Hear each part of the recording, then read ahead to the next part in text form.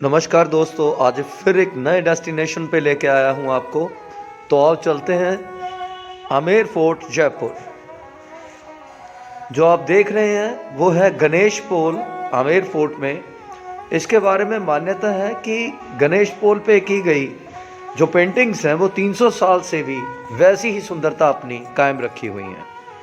दीवाने आम आमेर में जो राजपूताना आर्किटेक्चर और मुस्लिम आर्किटेक्चर का कॉन्ग्लोमरेशन है, यहाँ पे कॉमनर्स के लिए मीटिंग्स अरेंज की जाती थी। जो भी कॉमनर्स थे तो राजपूत राजा यहीं पे उनकी मीटिंग्स कंडक्ट किया करते थे। राजाओं की सेना का मार्च पास्ट मॉर्निंग में इस बड़े कंपाउंड में हुआ करता था।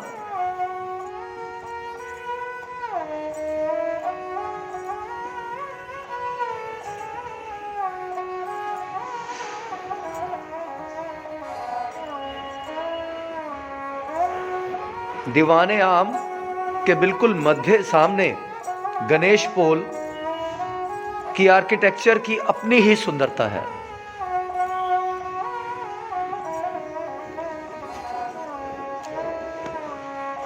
राजपूत राजाओं ने कोशिश करी कि क्यों ना राजस्थान में केसर उगाया जाए, तो वहीं पे केसर को ठंडा वातावरण प्रोवाइड करने के लिए ताकि अडेप्टेशंस यहीं पे अरेंज की जा सके, कोशिश की गई कि केसर उगाया जा सके, लेकिन ये सक्सेस नहीं हो पाया। तो आप देख रहे हो जहाँ पे केसर के लिए राजाओं ने प्रबंध किया था।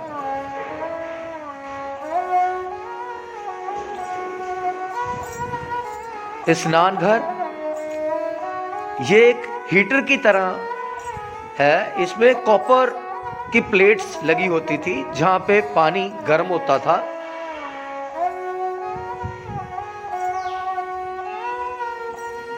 जैसे कि जैसे अपने बाहर से देखा था, ये गर्म पानी का यहाँ पे कलेक्शन होता है और ठंडे पानी का यहाँ पे।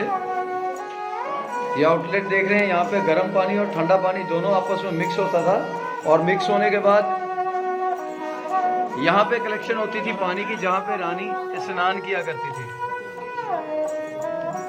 तो यहाँ पे इस कुंड में रानी का स्नान घर और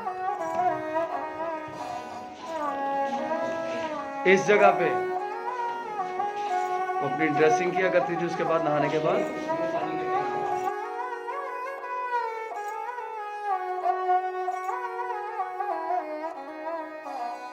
आज भी दिन के तारे दिखते हैं। ये 300 साल पहला राजा का शीश महल बोलिए या इसे दीवाने खास बोलिए।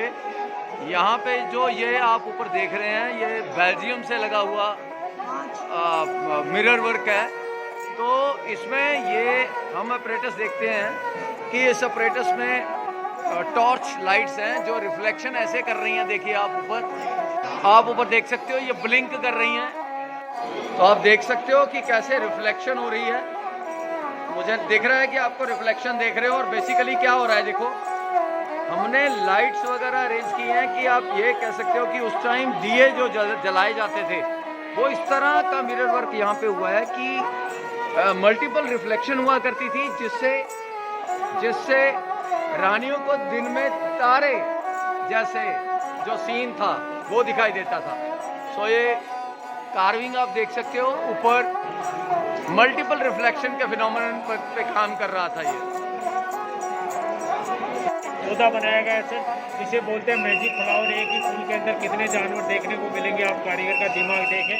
नाग नागिन का जोड़ा, नाग नागिन का जोड़ा, बिच्छू, बिच्छू स्कॉर्पियन, हाथी का सूंड, सूंड देख सकते हो आप, ट्रंक देख सकते हो, शेर का पूंछ, शेर का पूंछ, खरगोश के कान, खरगोश के कान, केले का पत्ता, केले का पत्ता, बटरफ्लाई, बटरफ्लाई, हाथी के कान, हाथी के कान, ऊंट की पीठ, ऊंट की पीठ, हाँ, मधुमक्खी, मधुमक्खी, शंख, शंख, हिरण का सिर, हिरण का सिर। इस तरह का डिजाइन किया गया है। तो आप देख सकते हो कि एक ही स्टोन है, उसकी कार्विंग पे बहुत सारी आकृतियां ली गई हैं। तो इस तरह का आर्किटेक्चर हुआ करता था। ये है दीवाने खास। आमेर फोर्ट, जयपुर।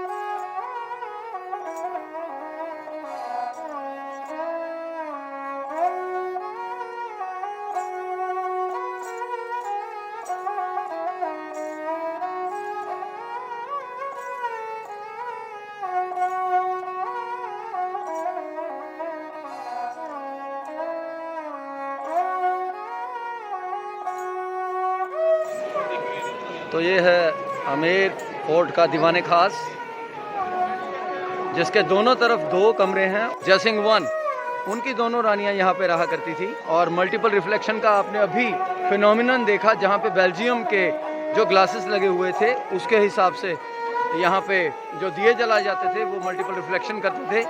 तो कहा जा सकता है कि दिन में ही तारे देखने का जो ख्वाब होता है वो पूरा होता है। तो वो पूरा किया जयसिंह 1 ने अपनी महारानियों के लिए।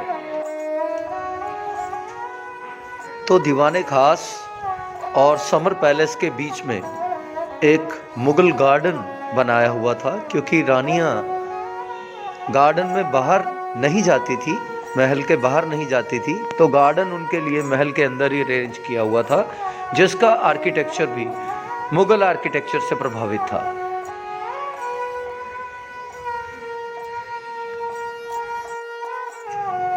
समर पैलेस में रानियों के कंफर्टेबल स्टे के लिए वातानुकूलन का भी काम बहुत परफेक्शन से किया गया, ताकि रानियां समर गर्मियों में अच्छे से रह पाएं।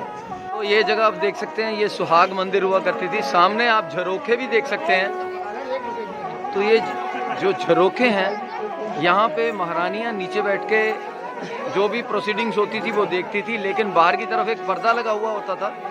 तो पर्दे की वजह से अंदर से बाहर का व्यू तो होता था, लेकिन बाहर से अंदर का व्यू नहीं होता था।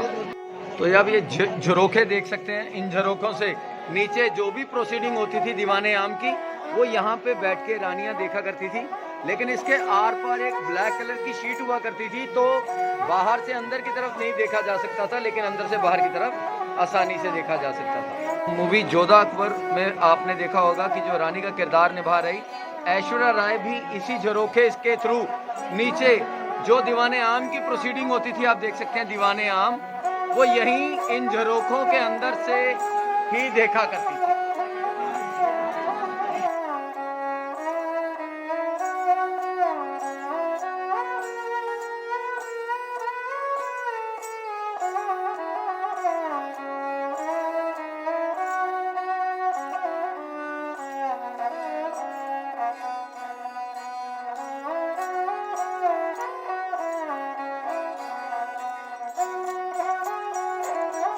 ये महल है सुख महल, आप देख सकते हो। ये वेंट आपको दिखाई दे रहा है। वेंट के उस पार पानी ऊपर से गिरता था और उसके पीछे एक झरोखा था जहाँ से हवा आती थी। जब हवा झरोखे को पानी के बीच में से आती थी, तो यहाँ पे महल के अंदर, जिसको सुख महल भी कहा जाता है, जहाँ रानियाँ रहती थी दीवाने खास में, तो वो सुख महल में एनवायरनमेंट गर्मियों में ठंडा रहता था। और आप देख सकते हो कि पानी यहाँ से, इस जगह से आता आता, आप देख सकते हो कि इस जगह से पानी आता आता इस जो गार्डन है, गार्डन में यूटिलाइज किया जाता था। तो आप देख सकते हो कि पानी का कितना बढ़िया यूटिलाइजेशन था। राजा मान सिंह की 12 रानियां थी और ये एक रानी का महल है। नीचे रानी रहा करती थी और ऊपर वाले पोर्शन में महाराज मान सिंह रहा करते थे। तो 12 रानियों में से ये बीच का जो कॉरिडोर है, ये स्नान घर हुआ करता था, ओपन ही होता था क्योंकि जनाना एंट्री ही थी। और इसके आसपास जो झरोखे हैं वहां से किन्नर इसकी प्रोटेक्शन किया करते थे। तो 12 महल राजा मान सिंह ने अपनी महारानियों के लिए बनवाए। राजा ऊपरली मंजिल से निचली मंजिल में आने के लिए उसका एक स्पेशल रास्ता होता था किसी भी महल में जाने के लिए। तो किसी भी दूसरी रानी के घर से प्रवेश नहीं होता था। सभी महारानियों के जो घर थे उनका गेट था वो इस बारांदरी में खुलता था आप देख सकते हैं दिस इज मान सिंह महल महल।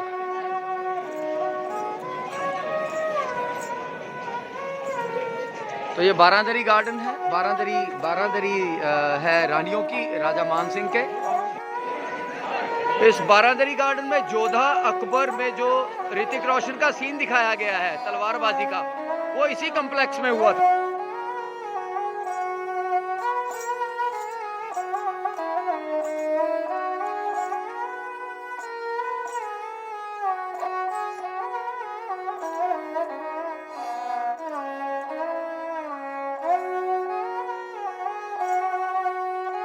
चाहता हूं कि ये टनल है, आप लोग देख सकते हो, ये जयगढ़ फोर्ट से चला हुआ 2 किलोमीटर का टनल जो आमेर तक आ रहा है। लाइट यहाँ पे नहीं है, सो रिग्रेट्स, आई एम सॉरी, लेकिन यही टनल है जो जयगढ़ फोर्ट को आमेर फोर्ट के साथ जोड़ती है।